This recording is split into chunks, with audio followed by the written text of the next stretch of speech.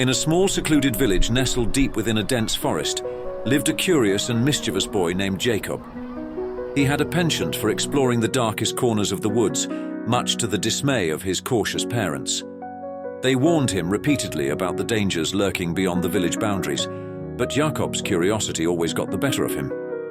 One foggy evening, as the sun dipped below the horizon, Jakob decided to venture deeper into the forest than ever before.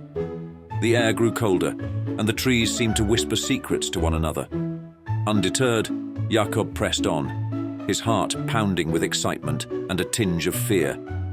As he walked, he stumbled upon an ancient, twisted tree unlike any he had seen before. Its gnarled branches reached out like skeletal fingers, and at its base, a dark, hollow cavity beckoned him. Ignoring the voice of caution in his mind, Jakob approached the hollow and peered inside. To his astonishment, he found a small, ornate box covered in intricate carvings. Without a second thought, he reached in and pulled it out. The box was surprisingly heavy and cold to the touch. Jakob's fingers itched to open it, but a strange sense of foreboding held him back. Suddenly, a chilling voice echoed through the forest. "Beware, young one. The contents of that box are not meant for mortal hands." Jakob spun around to see an old woman standing before him, her eyes as sharp as daggers and her presence as eerie as the forest itself. She was the village's reclusive witch, known to many as Frau Elsbeth.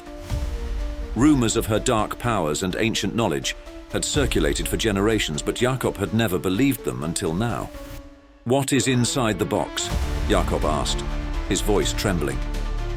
Frau Elsbeth's eyes narrowed.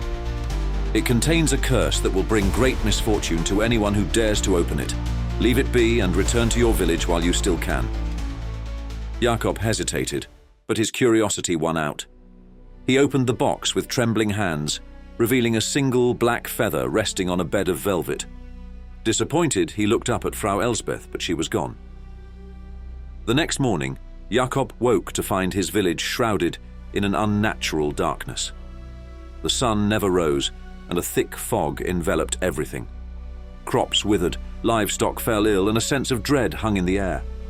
The villagers, terrified and desperate, turned to Jakob for answers. Realizing the gravity of his mistake, Jakob sought out Frau Elsbeth. He found her at the edge of the forest waiting for him. "I warned you," she said. "Now you must undo what you have done." "How?" Jakob pleaded. "I'll do anything." "You must return the feather to its rightful place," Frau Elsbeth replied. "But be warned, the journey will be perilous and the forest will test your resolve." With no other choice, Jakob set off into the forest once more. The trees seemed to close in around him, and eerie sounds echoed through the fog. He encountered twisted creatures and faced his deepest fears, but he pressed on, determined to save his village. Finally, after what felt like an eternity, Jakob reached the ancient tree.